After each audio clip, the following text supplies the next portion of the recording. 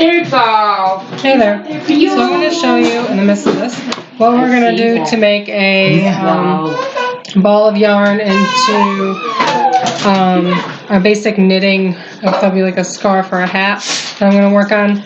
And I'm just going to show you how to cast on. Pretty easy. It's like you need knitting needles. These are metal. And they are size 2, and they're just kind of longer so you can get more stitches on it. And then this is a ball of wool yarn, and it's kind of thin. As you can see, it's not a real thick string, but it's 100% wool, and it should be fine for this project. So what you do is you take your string. I'm holding this in my left hand, this in my right hand, and I'm making a loop. And I'm twisting it so this actually crosses over each other, the string. And then there's a little space, and you pull the short end through. And you've essentially made a slip knot. So the knot can get smaller and bigger now. See? It's smaller. If you pull one side, it gets bigger. So then you're going to grab your needle and stick it through the hole. And then pull on the short end to make it about that tight. So the knot's right here. And you've got about that much room, maybe just a little bit tighter. You take your other needle, and from the side that your wrist is on, you're slipping this needle through the same hole that the other needle's through. And bring it up so that the needles are about that far from your fingers. I'm looping this yarn around the bottom needle, which is the needle we just threaded through. And I'm pulling the string, this side of the string, through, like that. Your brother? And that is one. And then you're going to do the same thing. This time you're going to do a little loop. So you got this. You're going to twist it. So you got a little loop. Put it on. And then stick your needle through it. Again. Looping it around the bottom one, pulling it through, and then you're casting this one. You're taking it off of this needle and you're putting it back onto this needle. And then you're going to do it again. Make a little loop. Like that. Then stick this one on this one. We have 3 so far. Let's see how many we're going to make.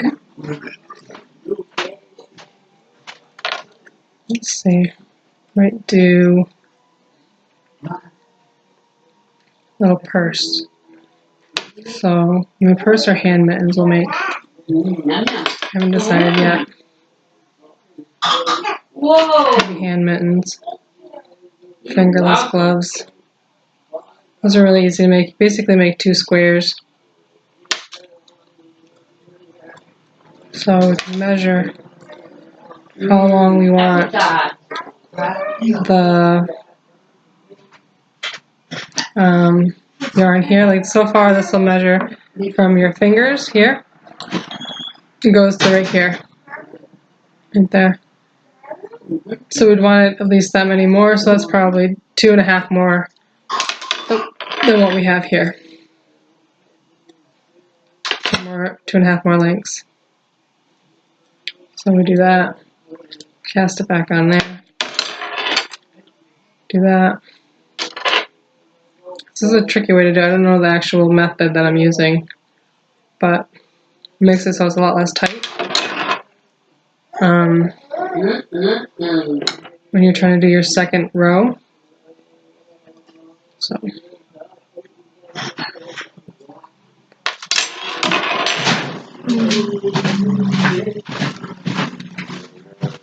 I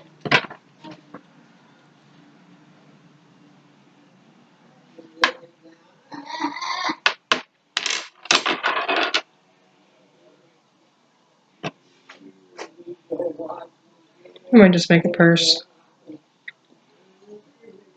Little coin purse. Quicker and easier. Now we have 1, 2, 3, 4, 5, 6, 7, 8, 9, 10, 11. And they're going to be a little bit closer together when we get done with this.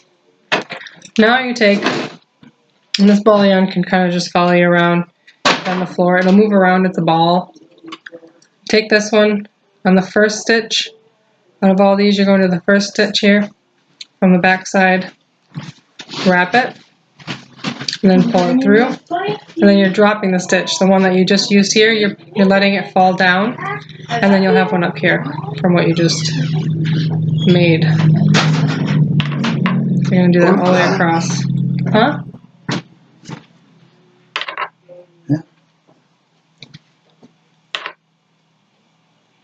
Sometimes it's important to count your stitches, so you remember how many you have and they're getting the same amount every time if you're worried about dropping stitches.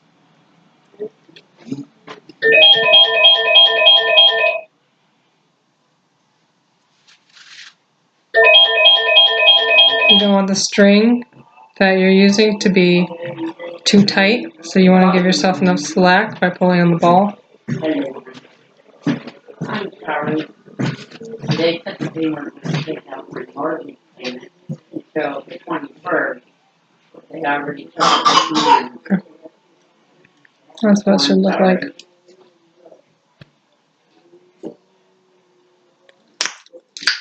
Now you do it again until you have the length that you want. We're going to do it like a large rectangle, and then we're going to fold it in half and stitch up the sides. But this is basically how we want it to go. So it's gonna, all these stitches are going onto the right knitting needle. And then I'll show you the trick after. So I have two more. 1, 2. Now they're all on my right needle. I'll take my right needle, put it in my left hand, and take the left hand needle that's empty now and start again.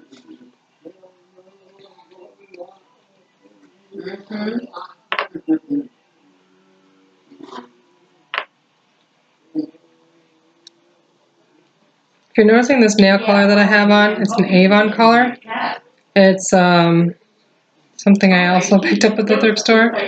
I figured nail polish was safe enough, and there are ways to detox anyway, so if there's anything wrong with it, but anyway, it's a great color. It's a plum. It's like a plum color. It's an Avon Color Last. It feels like it's older because it still has, the bottle still has that little, what's it called? Bead in it that they don't usually have anymore. It's called Burgundy Brew. If you ever find any of that color, it's beautiful. It's like this really deep maroon. It's a great color. Thank you, honey. I love you. I thought it'd be a little darker even, but it looks very nice on my nails.